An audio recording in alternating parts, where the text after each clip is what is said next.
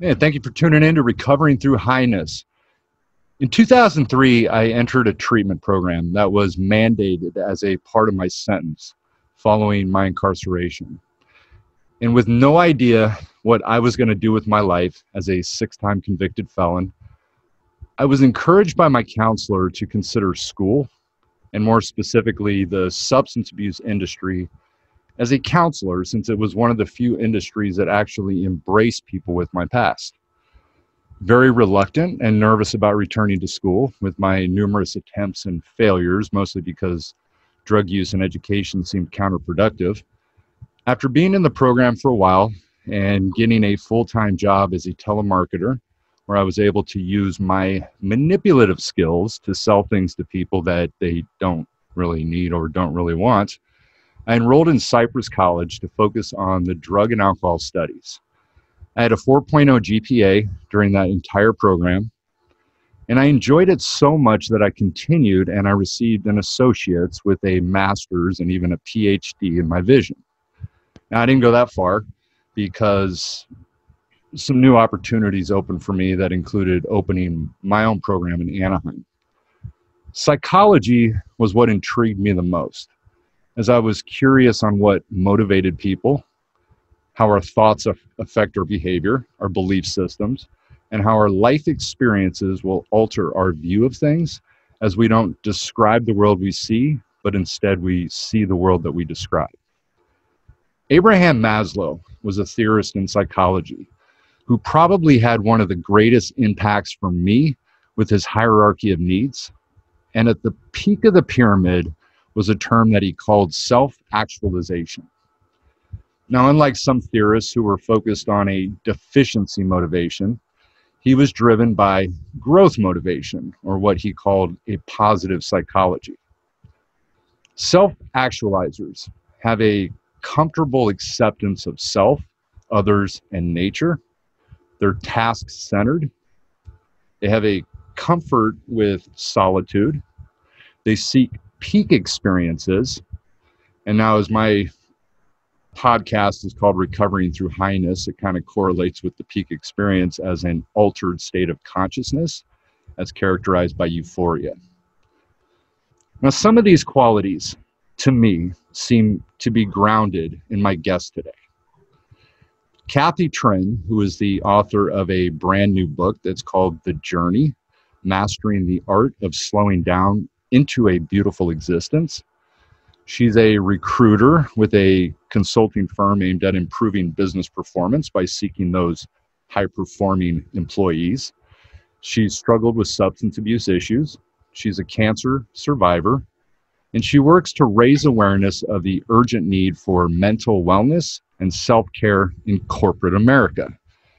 Now, she's a motivational speaker and helps people to find their passion and an enjoyable life through self-care.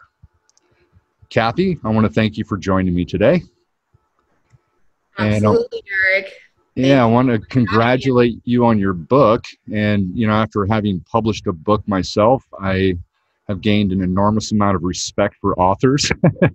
As we both know, it requires a real commitment and a dedication. Absolutely.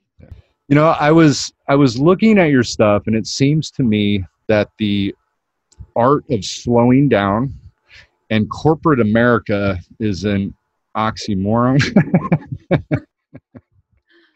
So when we look at the book that you put together, right? What was the thing that drove you to write this book?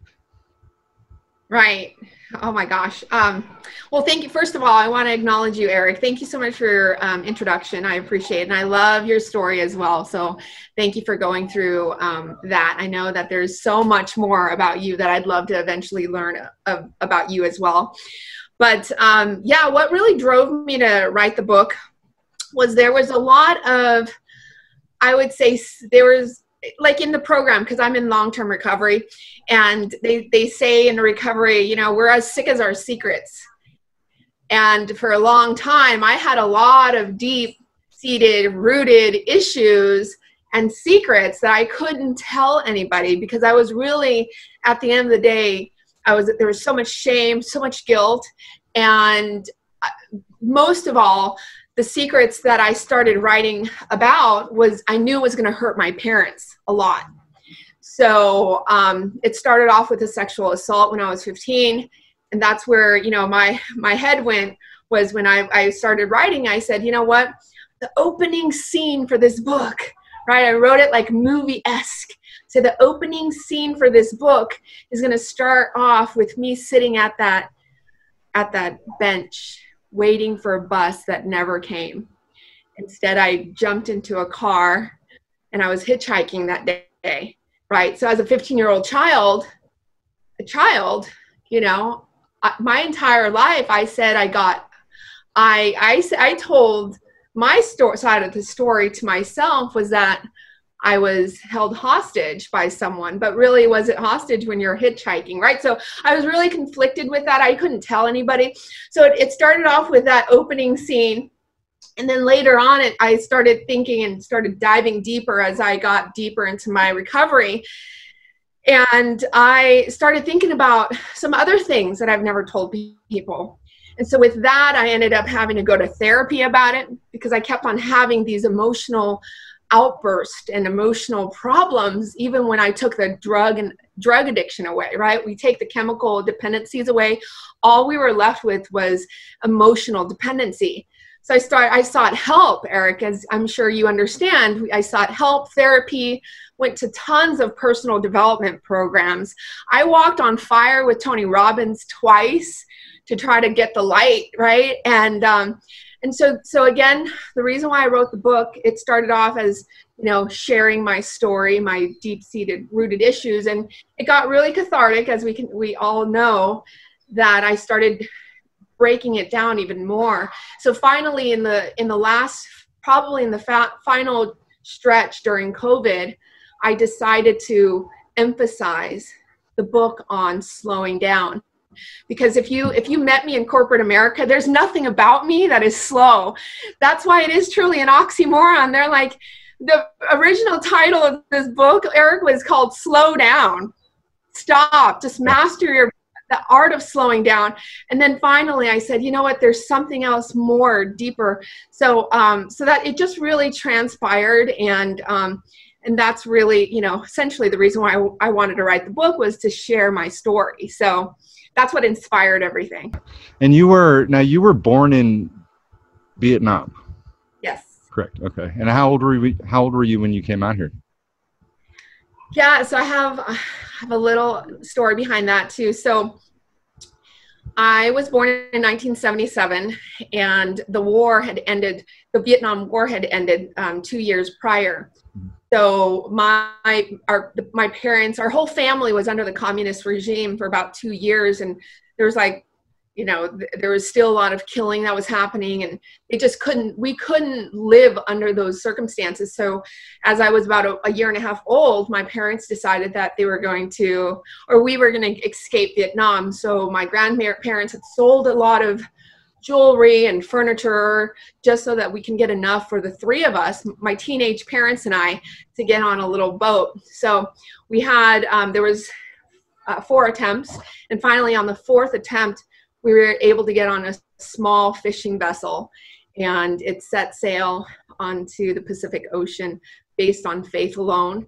And we were lost at sea for 7 days.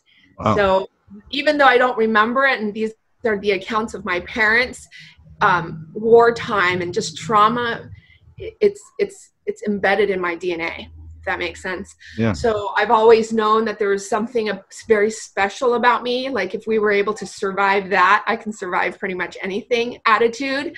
You know, I'm the only sibling out of my 3 sisters that has that story. My sisters were 2 of my sisters were born. One was born in Fountain Valley, and the other one was born in Santa Ana.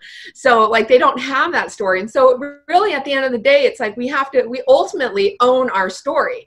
So to answer your question, I was born in Vietnam, and I was so lucky that I was sponsored and we got to the OC. So I've been in Orange County for over 40 years.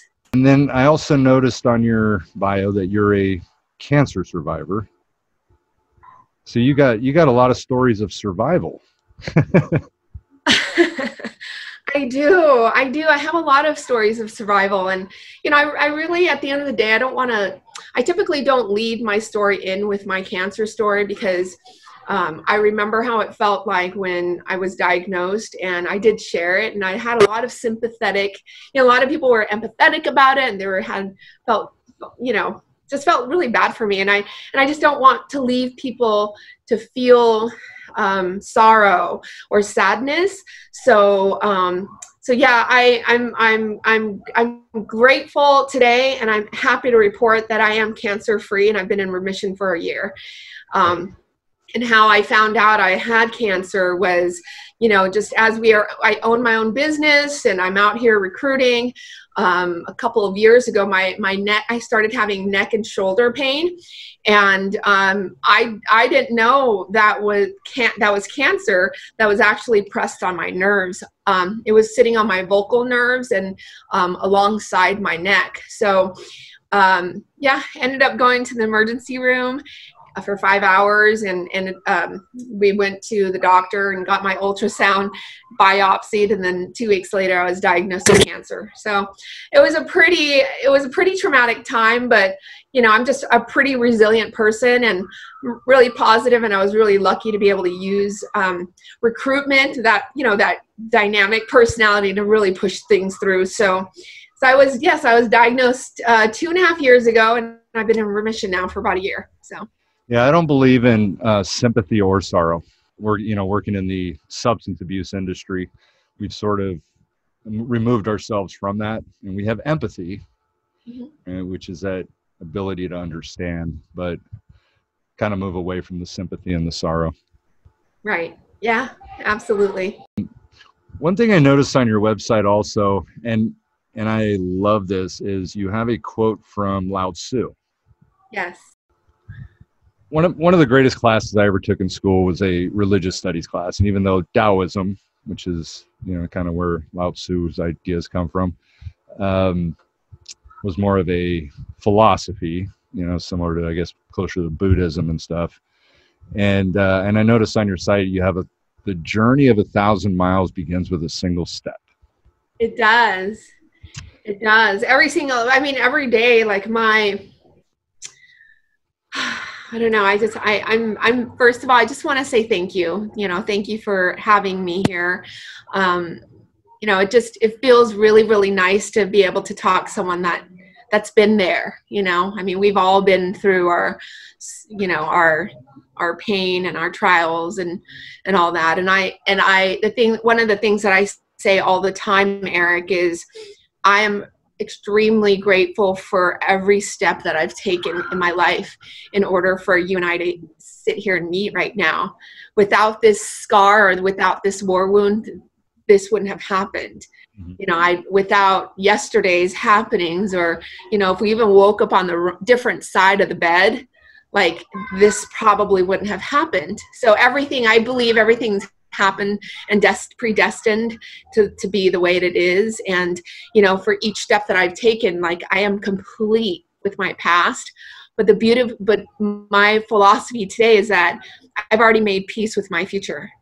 So everything that I do from this point on, from 4/18 on the 25th of July, like, it's so important for me. And everything that falls out of my mouth I'm very intentional with, and it truly is one step at a time. And every decision, every thought that we come across, it's really important. We just have to pay attention to that. So yes, it is every step. Yeah. With my book, pain, failure, and misery are the stepping stones to success. And without pain and the horrors and the things that we've had to go through, nothing big happens.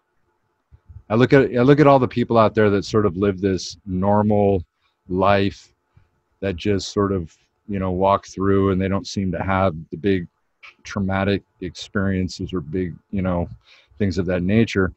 And, but it's those of us that have had the trauma and have the pain that we have, I think it brings out the greatest advocates of everybody. Without the pain, we wouldn't have advocacy.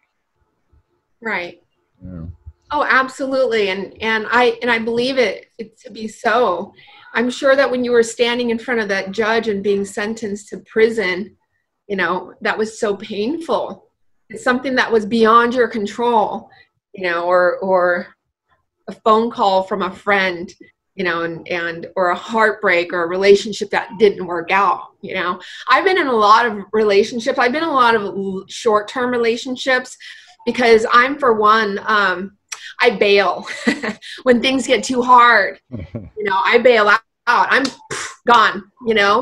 And so essentially my background, I finally came from wartime era. Grew up in a really gang-infested area of Santa Ana. My parents were blue-collared workers.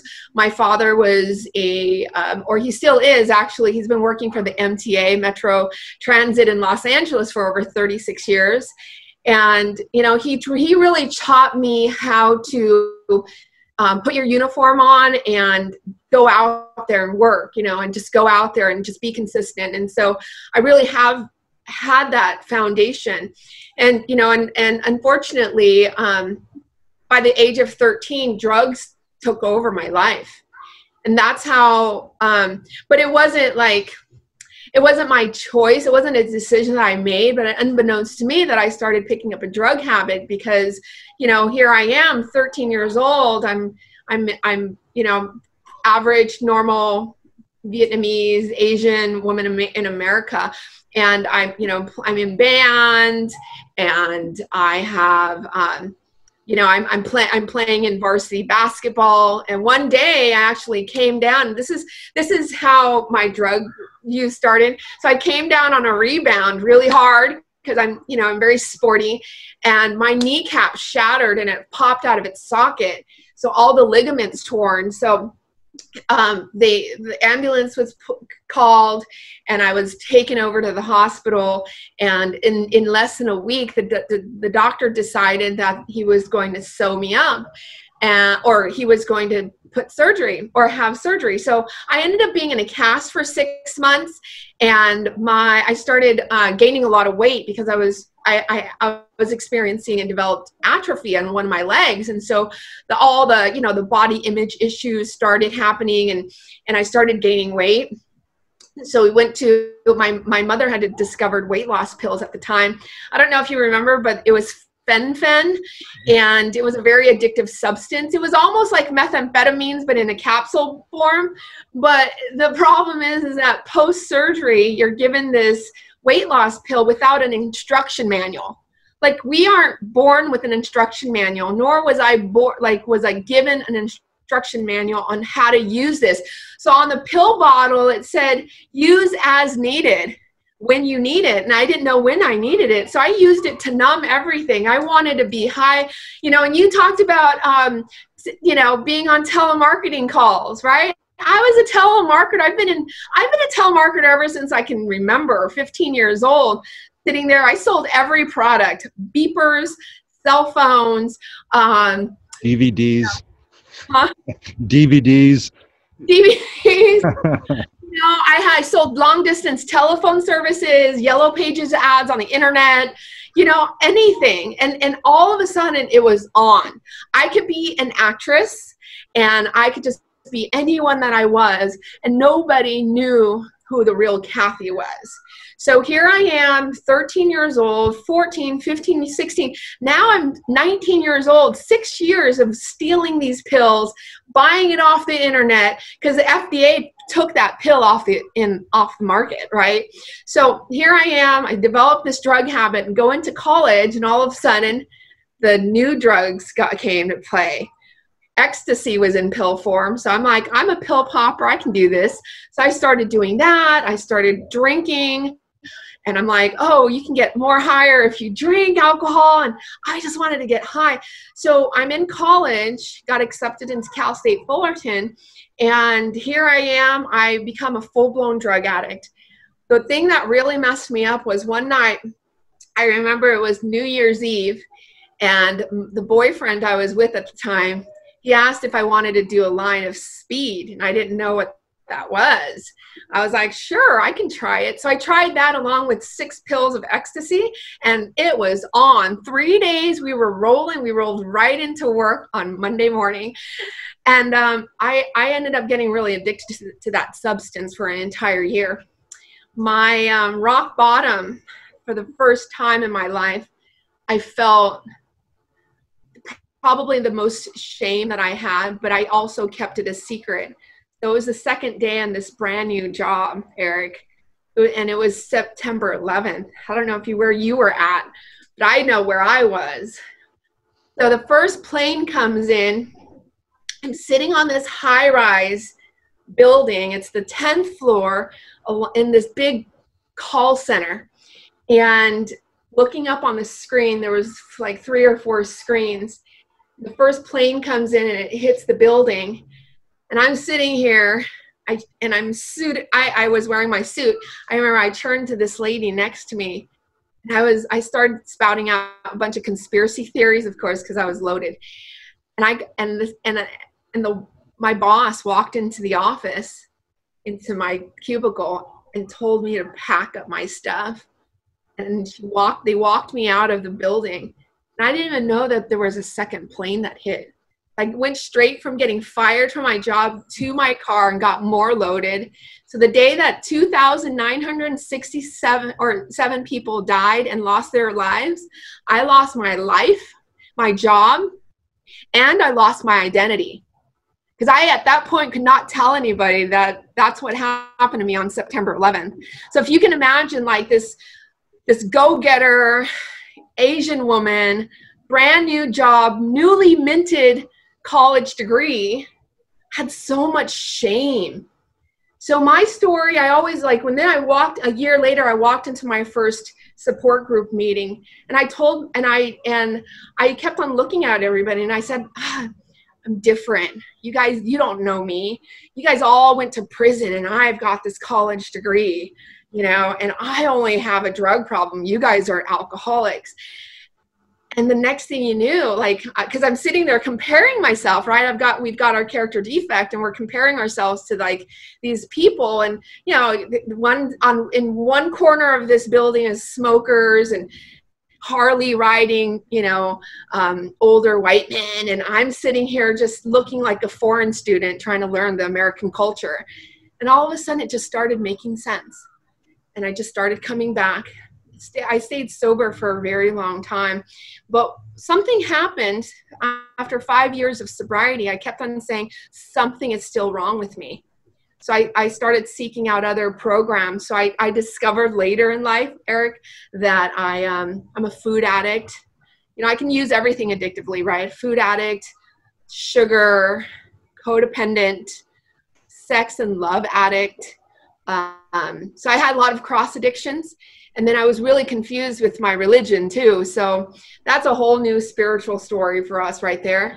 But yeah, I mean, it just evolved over time. And that's, I feel like I've had, over 18 years now of recovery experience.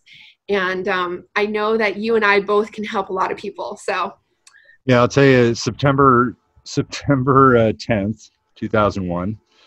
I was staying at a motel. Methamphetamine was my drug of choice also. And my girlfriend at the time, we had driven to the hotel that we were staying at. We came in, we parked, sat there for a second. She was in one car, I was in another car, and about 5 undercover cars blocked us in. And they said they had a search warrant to search our vehicles. They were the Orange County Sheriff's Narcotics Task Force. They went through they found meth on me. Then they went through our room. And there's a whole big story behind that, but we ended up getting taken into custody on that night, posted bail, and got out September 11th and went to the hotel that we were staying at. I passed out. And I woke up to my girlfriend screaming, "The world's coming to an end," as I wake up and watch them right as the towers started collapsing. And watch the towers collapse. So we always, we all have remember where we were on that day. I was very foggy, very, very foggy. And My last arrest of that 4-arrest spree happened on January 4th or January 3rd, 2002. And so that was, yeah, it was right around the same time. Yeah, that's, it's pretty gnarly. And so years later, I didn't know, but I was looking it up on the internet, but the numbers 9/11 is actually an angel sign. And I didn't know that. And I recognize that, why that day was so special for me, What do you mean an angel? What do you mean an angel sign? So an angel sign, when you see 11/11 or when you see 12/12 or like these signs from the universe. So I just knew that when I spouted out all those conspiracy theories, there's something special that was happening that day. It truly was a rude awakening, but a very spiritual awakening. It was almost like a cleanse, I mean, I feel terrible for the fact that people had lost their lives, but it's kind of similar to what's going on in COVID-19 right now.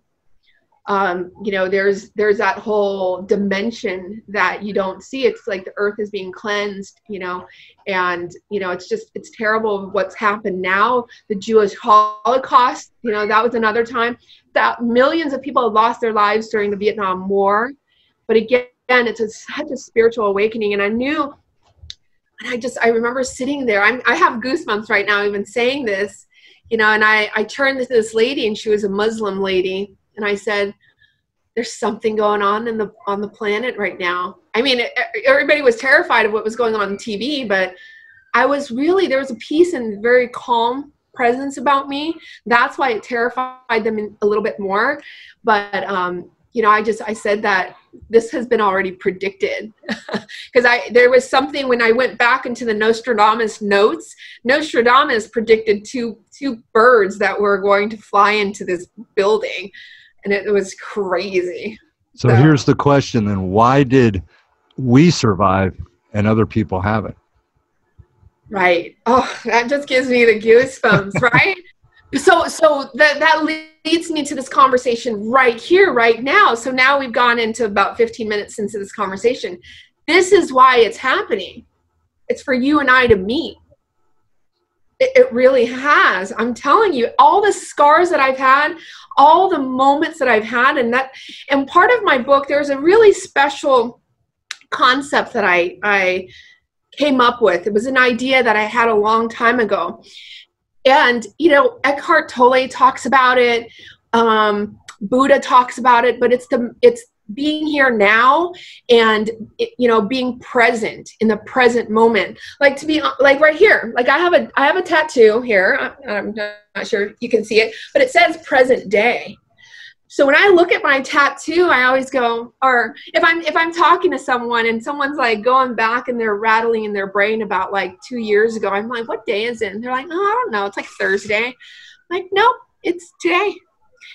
And it reminds me to stay in the present moment. So in chapter 9, I talk about this concept, and I actually went out and I had to get it trademarked too, because eventually I'm going to go out there and talk about it, but it's called the holy moments. And I believe every moment can be experienced as a holy moment. And it's not a religious moment. It's not something that is, it's definitely not, for me, it's not religious. It's more of a spiritual way of living. So I broke down the word holy into an acronym. And if you can just envision these acronyms as I speak them, but the H is for holistic moments in our lives, right? So you would eat good food, and holistically you would live without chemicals and all that. So there's holistic moments that you can create. And then there's organic moments, like our relationship that we instantly created. It was a very organic thing that happened. You heard my name from someone and you wanted to organically reach out. I was completely open to it, and now we're here. So organic moments that happen in our lives, and we can create these moments. And then there's the L moment, which is little moments. They're not less important, but they're little special moments that have happened in your life. And all of a sudden, one day you wake up, you're like, honey, do you remember that one moment that happened like 5 years ago? And it's all of a sudden, it's like this piece of this little puzzle to this big picture. So like little moments. And then finally, there's the why moments in life. So you and I are actually experiencing what I call a why moment right now, which is a moment that I've yearned all my life to be able to be interviewed by another author. Like, this is a very special moment for me. So I've yearned for this moment for a very long time. So I want to say thank you, and I want to acknowledge you for that, and for you to see something in my book or in my presence online to be able to invite me on to this interview. So thank you for this why moment. Well, thank you for doing this. We talk about, knowledge in a sense. So like, I can share things with you, you gather the information, you share that information with other people. And that's why I always like to tell people that, I'm a teacher, but I'm also a student. Of course, it requires an open mind and the ability for people to listen, And so what, if you were to put in a nutshell, how do you get corporate America to slow down? Well, so I do have a workshop that I've put together, and I've already gone out into the world, and I've done plenty of workshops on this. There's multiple areas which I find very important. And the reason why I think that I've got a pretty strong voice in it is because I've been in corporate America for the past 20 years. I've got a lot of influence, a lot of friends and colleagues who have seen me along the way. So I know what water cooler talks look like. I know what deadlines look like. And I'm able to speak on that because I'm a walking testimony of my own program. Now if we look at it, it's just almost so silly to even talk about how we're all forced into this isolation and quarantine period. And people that were in a hurry to get somewhere, they can't even get anywhere because it's all locked down, right? So now you have to sit back and you reflect. And it's like the greatest time right now to do self-excavation. And like, I think you said something with self-actualization as well. But we have to go in and we have to dive deep and dig and discover like where we came from. So I have multiple areas that I talk about. Some of the areas I talk about is decluttering. Decluttering is just so important. It's so silly to even talk about. Now they have like the Marie Kondo method and all that, but a lot of people, when we talk about clutter, we look at our desk, at work.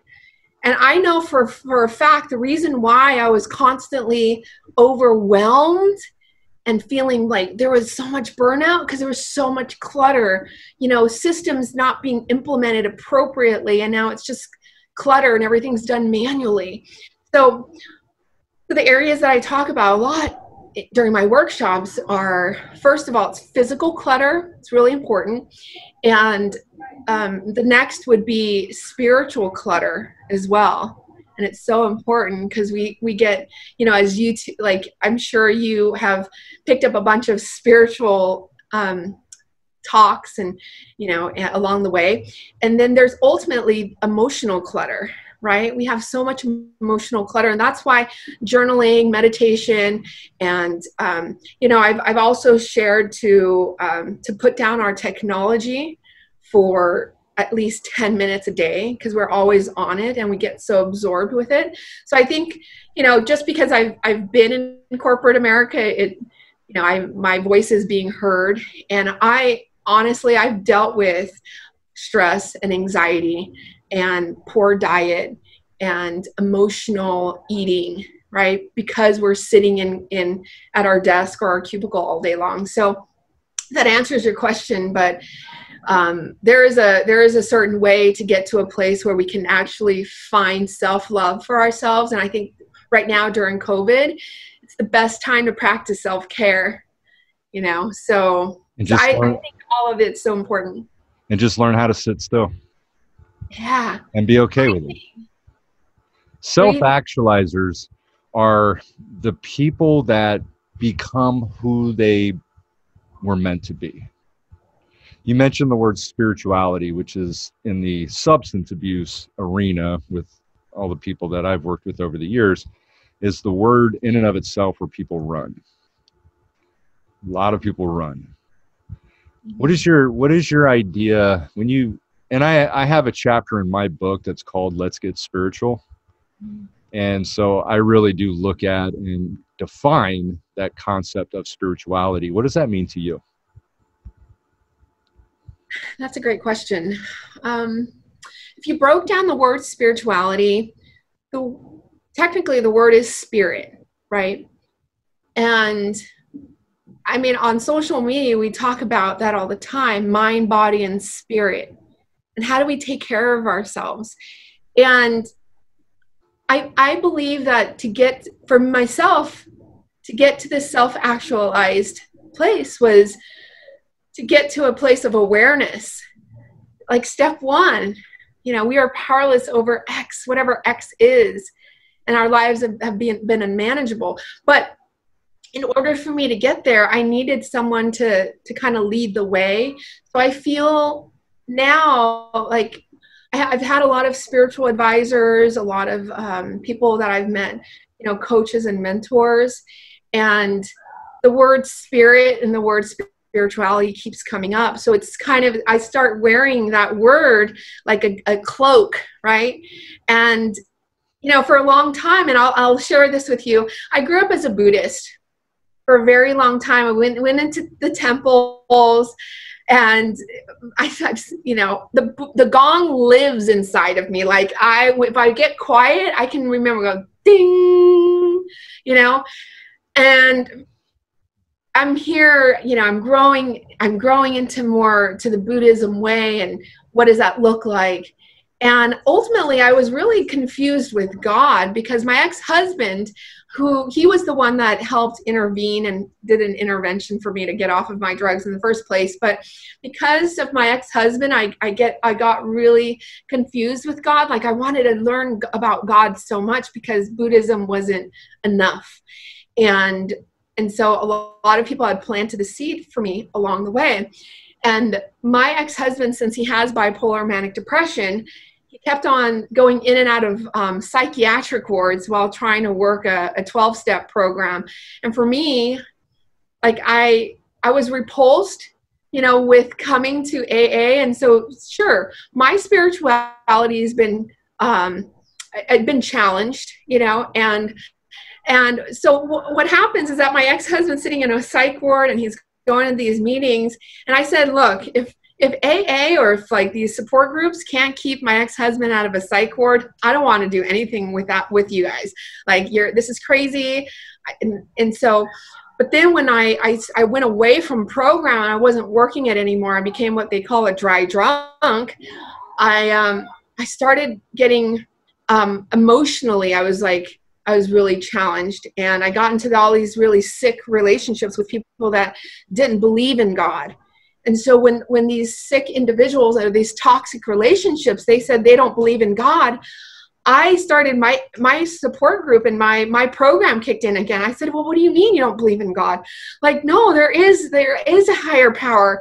So I started fighting against these people that I was dating. And I'm like, no, you're wrong. This is wrong. This is what it looks like. So it forced me to like want to gravitate towards it more and learn more about spirituality. And that's what happened. And so I started getting more aware of myself, and I started believing. I kind of forced myself into believing what spirituality really was. But yeah, for a long time I was really confused, just like everybody. And the more people that I started meeting that wasn't all about spirituality, I was just like, I don't want to hang out with you. This doesn't feel good.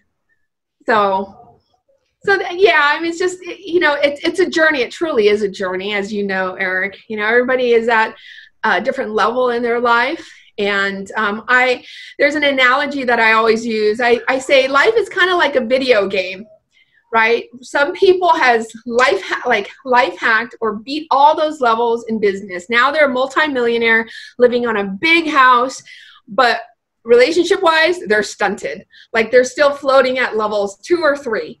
And in the areas of buying real estate. Like they know how to do this, and then other people just work, I mean, they're just right here. So it's, people will end up catching up. So if that makes any sense at all, but a lot of people that I've seen that have a lot of money, they never have anything to work on because they're fine. Everything's always good. There's nothing to improve upon. Mm-hmm. And that's the dangers of money. That's not saying you can't have a lot of money and be happy and be good and that kind of stuff, but it depends on the individual and how much they're willing to work at it.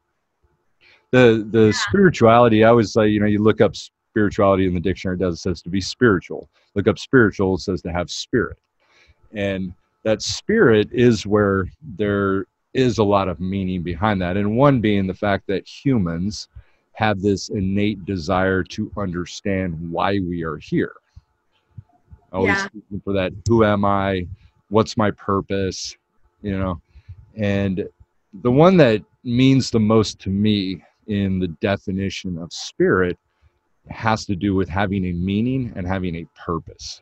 And, I love that. And that's where that really meant something. I want to come back and I want to say something really quick on Lao Tzu. Yes. Right? And the reason I bring him up and the reason he kind of stuck out on your website when I saw that was because I do a educational group that I've done for many years when I'm teaching with clients. And the topic of it is called personal power. And maybe you can correct me on this in terms of the story, but I'll tell you the story real quick. I knew of Lao Tzu. And so, there's a lot of stories, and one of them being the fact that there's still questions on whether he even existed because it was a long time ago. But, one of the stories was that, he was ultimately very tired of the moral decay, corruption, and weaknesses that he saw within people and within the country of China. And so, he was ultimately seeing this decline. And so his goal was to go live as a hermit. And he was at the age of 80, from my understanding. And at the Western Gate, he was recognized by a guard.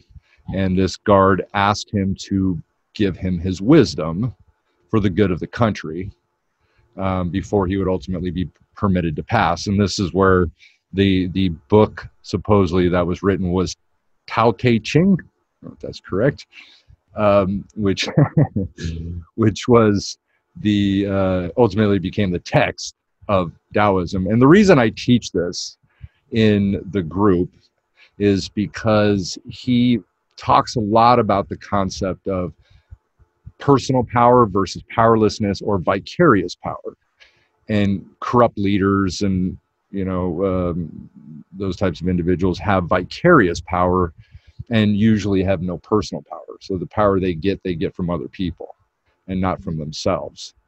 And so I always taught about Lao Tzu and the idea behind what he was ultimately about.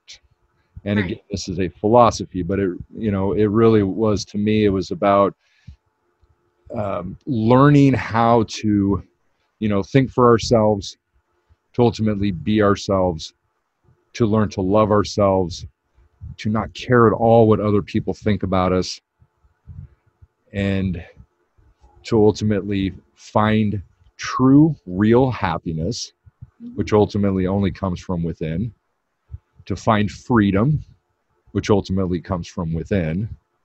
And so all of these various traits that allow you to have a sense of power and not be influenced by anything external or your external world.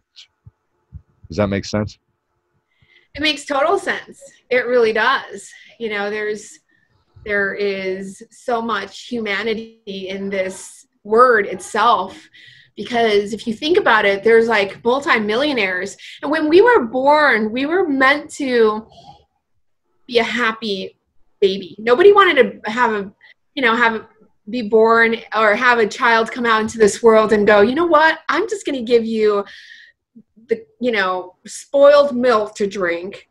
And I'm just going to abandon you, to let you sit in your poopy diaper. You know, a baby was meant to come out into this world for happiness and joy, and the sense of freedom, and the sense of curiosity and life. And what was that initial reason why we were born into this world? Was to bring others to happiness.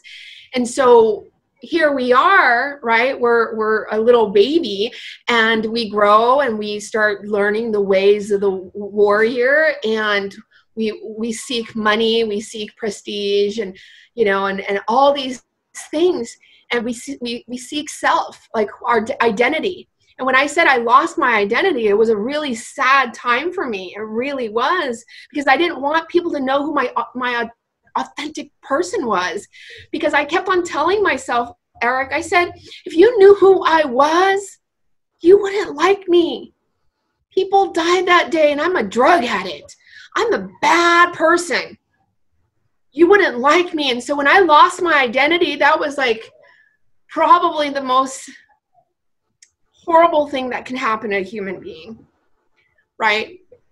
I didn't understand. I had lost my identity, and I'd lost pride. I lost my happiness and my joy to live my authentic self, because I wanted people to know me. Like, I would pick up the phone as a recruiter in corporate America, and nobody, like, as a recruiter, it's funny, nobody ever asks you, how are you doing? Because they're always like, okay, it's on, right? They just want to talk about their own job search. So I'm like, all right, no problem. I'll take the intake call all day long. And that's one of the sad things about my career, right? And so I have to come up with these things to tell you that makes me excited. But to go back, circling back to millionaires and billionaires, there's people sitting up at the White House right now that's not happy. So they were also in search for happiness when they wanted to build their bank account. And that's the ultimate truth. And so I think there's no other word to describe peace for me. And when I think of living a peaceful life, slow down and enjoy smelling the roses, or eating that nice meal that your family cooked for you, slaved over, loves on you. You know, a lot of people, when we're out there, we're rushing through life. We don't appreciate life. So it's funny that we talk about this. I say this is because my original title of this book, you're going to laugh, but I was going to call it Don't Die with Fucking Unused Vacation Days. Because if you think about how silly, or not silly, but how in your face that comment is, there's people that's dying now, and that they have saved and accrued all this vacation in corporate America, and they can't even use it. People that are in their 60s retiring right now and going, honey, look at this, all this accrued vacation, I get to cash out. So what are they saying? They're saying to their family that they didn't enjoy their life when they had the chance to all these years. So just don't try not to die with so much fucking accrued vacation. Yeah. So anyway, so yeah, just circling back. Yeah, I mean, for me, spirituality equals happiness. And if I can say I'm not spiritual today, that means I'm just not happy. Yeah, drug addicts have lost themselves, and the people that are using the first sentence in my book is, I killed that motherfucker, was the first thought that came to me when I awoke that early morning in 2002. And it was funny because the publishing company actually sent me a message, and maybe I should explain that a little more, which I actually really didn't want to, because it was sort of a metaphorical concept that obviously I did not physically, literally kill somebody. But who did I kill? I killed myself. And I killed myself many years ago when I didn't know who I was. You know, I spent all these years just running around and doing drugs and violating my values and violating my morals and not caring about anybody. And you talked about with childhood, you know, that people, you know, are born and ultimately, you know, just want to be happy and want to, you know, be. But the sad part is that all of the hatred and all of the, you know, the abuse and all these other various different things are usually put upon them. Hatred is a taught thing, you know, and sadly we see that everywhere, you know. And sadly, there are a lot of kids that grow up that are not in an environment to where that may ultimately come about. I find it interesting on the corporate America side. Right. I was for many years of my life, I was always running. I didn't want to work for the man. And that was, when I was 17 years old, I ran off with the Grateful Dead. And I did that whole, hippie scene for a lot of years and off Right. and on. And I never wanted to work for corporations. And I always felt so much corruption and just so much Yeah. selfishness and just so much, we don't care about you. We just want you to make us money. Right. And that's the way I've always kind of felt about that within, and that's why for me, when I ended up getting clean and sober in 2002, and I made a decision of what I was going to do, Right. going to school and being a counselor, I was able to find something that felt good. Right. And Yeah, I spent so many years in corporate America, and I was always embedded in these pretty top level conversation with executives. And like we said, I'm not manipulative. We were very convincing, and we knew our stuff around people, psychology, and we knew when to say something and when not, like to withhold, because we don't want to get in trouble, right? And so I was very good at it. I'm still very good at it, and I keep my language pretty simple, it's some, and it works, not it's too many fucks, right? right. I keep it really simple, and it works. People love me. I'm America's, I feel like I'm corporate America's sweetheart in terms of like recruiting, because it's just, I'm always so bubbly, I'm friendly, I'm happy. Maybe it was because of all the, the love drug that I used to take, but I'm so good at it. However, a couple of years ago, I decided that, there was something that was missing in my life, and I came back into the program, and I said, you know what? My story needs to be told, and I will say it in a way where give me the biggest microphone. And the only way that we can really influence globally is that if we have, a pretty, I mean, I don't know if you would agree, but our book is a pretty solid testimony of who we are in our life, and we are the author of our life, but it's a great business card too, and people are like, it opens up doors. When you write a book, it's kind of like you're putting yourself out there on Front Street. You really are, and you're being extremely vulnerable, and you're tossing all this out into the universe. We don't know where our content or our story is going to land with a certain audience. We can be, when you're up there on the podium or you're teaching, we don't know where people are at during their life, but who knows? What if there's someone that's super influential that has a really large network that you can actually help influence? So I decided my book was going to help heal a lot of people. And that's why it really has solidified my passion, and it makes me even a better person in corporate America, because I can relate at all levels now. My record keeps me from the corporate America too much. I was very reluctant in terms of writing what I ended up writing in my book, Right. because I thought about writing a book for a long time, and I had actually written one maybe 7 or 8 years ago, and I didn't like it, and I just tossed it. And then I decided to rewrite this book, and I didn't know exactly how far I wanted to go with this. But I made a decision that I wanted to try to figure out a way to reach the unreachable, which was a big part for me, because I was the unreachable. I went through my first rehab when I was 16, in and out, for many years. And so reach the unreachable. And I also decided that I wanted to show that no matter how far down in the grips of addiction and that grips of hell that you go, you can get out of it. And I share a world that is never shared of the meth world for some people. Wow. And it goes into, residential burglaries, credit card fraud, check fraud, identity theft, all the different things that everybody hates.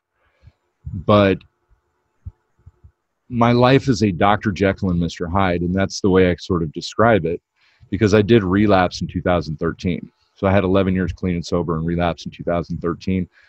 During that 11 years clean and sober, I was a counselor, program director, clinical director, executive director, owned my own program, and relapsed after all of this stuff. I went from literally, I'd give you the shirt off my back, I'd do anything for you, I would help you in any way, shape, or form while clean and sober. I took one hit off that pipe, and I'll break into your house, I will steal everything from you, I will steal your identity, and I will do all of these things. And it happens like this. It happens instantaneously. And I eventually get to IV drug use. I was slamming an 8-ball a day, just enormous amounts. And I define also my addiction is not really methamphetamine, it's actually adrenaline. And that's what I was truly addicted to, was adrenaline, because you combine the meth within all the activities that I was doing, and it just was so overwhelmingly high from adrenaline that it's really difficult to come down and get off of that stuff. But I did decide to do that and write this stuff in my book, because I do want to show the people out there that if I can do this, you can do this. Mm-hmm. If I could do it twice, you could do it once. Right. Oh, that's beautiful. I love it. I love that word. I don't think I used it, but I used it in a different way. I called it the magic pill. Everything was a pill. A guy became a pill bottle. I'm going to take that pill today, and I'm going to date that guy because he can give me this. Everything became a pill, right? And that's how I related to the adrenaline rush. And I love the way that you describe that. That's beautiful. And that's sort of the meaning behind the title of this podcast, is recovering through highness, because we don't get high on drugs. No. All drugs do is they manipulate your own chemicals. So what you're ultimately getting high on is your own dopamine, is your own neurotransmitters. That's all they do, is they manipulate your chemicals, which is what you get high on. And so highness is not a property of drugs, it's a property of people. So if that's true, and scientifically it shows that that's accurate, then let's find ways to get high without drugs, because it eliminates all the side effects. I love that. And, especially with researching, I did a lot of research on sex and love addiction too. And, and women get high off of the oxytocin. It's just the pheromones. For me, I used to say this all the time. I'd rather cuddle all day long than do drugs, because it gets you high, really high. And then when you don't have it anymore, it's like you're going to die, and it's just go through withdrawal. And in one of the chapters of the sex and love books, the withdrawal is the worst when you're in your addiction. We're addicts, and it's just the withdrawal in that. And it's kind of like where they say where the love is in your brain, it's kind of how high you can get when you're even on heroin. And I love what you said about it manipulates, the drug just manipulates what's already going on in our body. And that's why I'm very sensitive to caffeine and sugar. So I just need to be really careful, how I want to alter my mindset. And when somebody takes a swig of coffee, they know it's on. Mm-hmm. It's all about moderation. Right. Moderation. Yeah. Yeah. I'm one of those people that I don't do well moderating anything. If it feels really good, I want to do it. I always remember, I tell people the story that when I was a kid, I remember people saying, hey, if you dry up banana peels and smoke it, you'll get high. I tried it. I tried it. It gave me a headache. I started smoking strictly because I like to wake up in the morning. I would go outside, of course, hiding from my parents, and I would suck down a cigarette really fast just for the head rush. Right. And it would give me such a head rush, it'd almost fall over because I'd hit it so hard. Right. That was the way I always did everything. I don't have that. I don't have that shut off, that off switch. No, no. It's yeah, I mean, I'm definitely one to experiment. How high can I get? You know, this isn't high enough. Yeah. Let's try this. That one's not enough. Maybe this guy will be doing it for me, you know? But it's never enough. And you know, I'm sure you've heard it. My favorite word is more. Like, can I just have more? You're like, no, you've already taken 7 pills within an hour. Like, how higher can you get, you know? That's the way my drug goes down. So it's, yeah, I mean, it's beautiful. You know, so how I'm in solution today, right? I recognize that I went through a lot of challenges, have a very high level of awareness of all my character defects. I teach it, I share it. They say, give it away so you can keep it for yourself. I trust God now. I trust a higher power. They say that if you don't have one, maybe grab a doorknob, you know, and then I stop with the whole victimhood mentality, and I'm responsible for another really profound way of living today is like, I know that everything that falls out of my mouth, I am responsible for. So for example, if I say, I love you. So love just fell out of my mouth. So love is a tangible thing. Words are very inert until you put meaning behind it. So if you say love to someone that never had love and was abandoned in a foster home, they can't receive this word. So it's very inert until you put meaning into it. So that's another way of living. That's another way of being. My spiritual self is I am responsible and I have full ownership and I'm accountable for everything that falls out of my mouth today. And, you know, I set boundaries for myself. As an addict, I just didn't have any, right? So set boundaries, make sure that I take care of my diet, because I know too much of anything can get really harmful. You know, I have to keep my emotions in check. So a very balanced emotional diet for me. And what does diet mean in the Greek language? Diet is dieta. And dieta is just a way of living. If you look it up on the dictionary, it's a way of living. It's our way of living. How are we living into our lives today? How structurally, if we are living in such a clutter home, clean it up. Bring a big dump truck in, clean that shit out, you know? How are we living structurally? How can we change our life representationally? And so, like for me, everything represents something. It's so symbolic. If I walk around with a broken phone case all day long, it's an annoyance, something that's annoying for me. If something's sitting in the middle of your hallway, Eric, structurally, it's blocking you. So you pick it up, you move it to the side, and now you can have freedom to roam. And that equates to emotional clutter, spiritual clutter. Write that stuff out. And that's another way I do. For me, the many years that I have like 50 journals, which I turned it into a book. I still write. I still journal. And journaling is just such a cathartic way of being, and we just release it into the universe, and we see these words, and we don't have to worry about it anymore. So it's like I manage my calendar. It's a very manual calendar. I write everything down, and with integrity, I mark it off, and there you go. So yeah, it's a new way of who I am being in the world, and I just know everything that I do has to be with intention and mindful living today.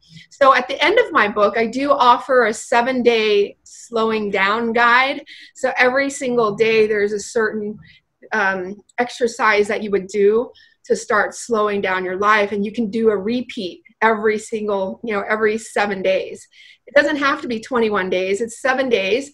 And then you just recognize that, okay, it worked last week. My feet is trained now. Let's go ahead and try it again. And then what else is, and then the beauty of doing it over and over and over again, it becomes a habit, right? So yeah, a lot of little wisdom and a lot of nuggets of wisdom in my book. So, You know, the reason that most people don't succeed in life is you were saying that, you know, you come into something, you move it. mhm. How many people just go at something and they just keep trying to hit it and keep going and keep going and keep going, instead of maybe I'll turn this way and I'll go around it and Yeah, figuring out an alternative path. I think it's one of the biggest reasons why, you know, people don't look for feedback in life. You know, they make a decision, they make a plan. I'm going to do this. I'm going to move in this direction. And so they have their tasks that they're going to do, and they start doing it and it doesn't work. They hit a wall and they give up. Instead, exactly. Oh, absolutely. So if you can think of a place in your home right now, structurally, that it's not satisfying for you, and you know that you need to get to it, you need to move that box out of the hallway or clean something. Is there something in your home right now that's structurally that you can change or move out of the way or repurpose to feel better? I'm actually completely redoing my backyard. Oh, good. Yeah. But what made you decide that you were going to redo your backyard? What prompted that? It's something we had actually decided to do when we bought the house. That the backyard did not look the way we wanted it to look, and it was weird. It had a bunch of just built up cement in different places that had no purpose, and just a lot of dead grass and a lot of weeds, and so we're actually making it. I mean, as far as I'm concerned, making it beautiful. Put a big shed back there. Put a whole thing of grass. I putting a lot of plants. I built a white picket fence in this square area. Everybody wants a white picket fence, right? White picket fence, and we put grass, and it's around trees. And then we're going to be building a little waterfall and a little miniature golf putting, like a little putting green. And I'm going to build a gazebo, and I'm doing it all myself. Oh, I love it. So let me ask you, when did you buy the house? We bought it about 3 years ago. So it's been over 900 days, or like 3 years ago. You've But always, yeah. I did redo our front first though, and that's done. Right. So for a little bit, for like maybe 3 years, there's some sort of nag, right? It's always been nagging. You're like, you wake up and you're like, Oh yeah. the backyard was a little bit different, right? So that's what I'm talking about with structural language, right? It's a language, even though it's an item or something physical, it's a structural language. So when we make that change, because it turns into representational language also, and what represents to us, I'm sure that as soon as you're done with that final block or that final thing, you're like, oh, now we can enjoy the backyard.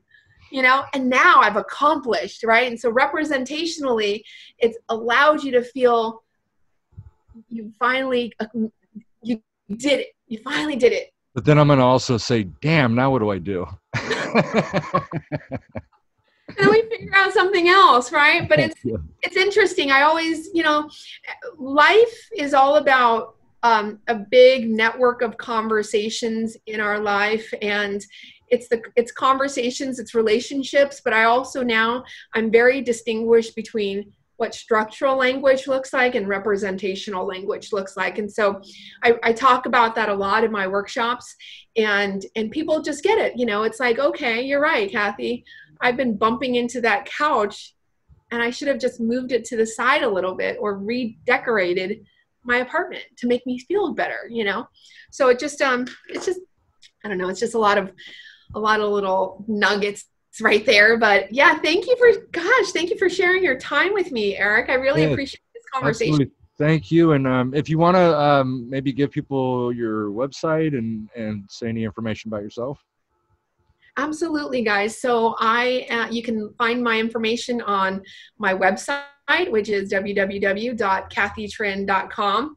You can also, for my book, it's called The Journey, Mastering the Art of Slowing Down into a Beautiful Existence. It's on Amazon, Barnes and Noble as well. But if you can also, if you go onto my website, I do have a free gift on there if you order through my website. But yeah, feel free to reach out to me anytime if you have any questions about my book. All right, Cathy. Well, I want to thank you very much for doing this. Thank you for taking the time out of your day. And thank you all for listening. And this is Eric McCoy again with Recovering Through Highness, and I will see you soon. Take back your story.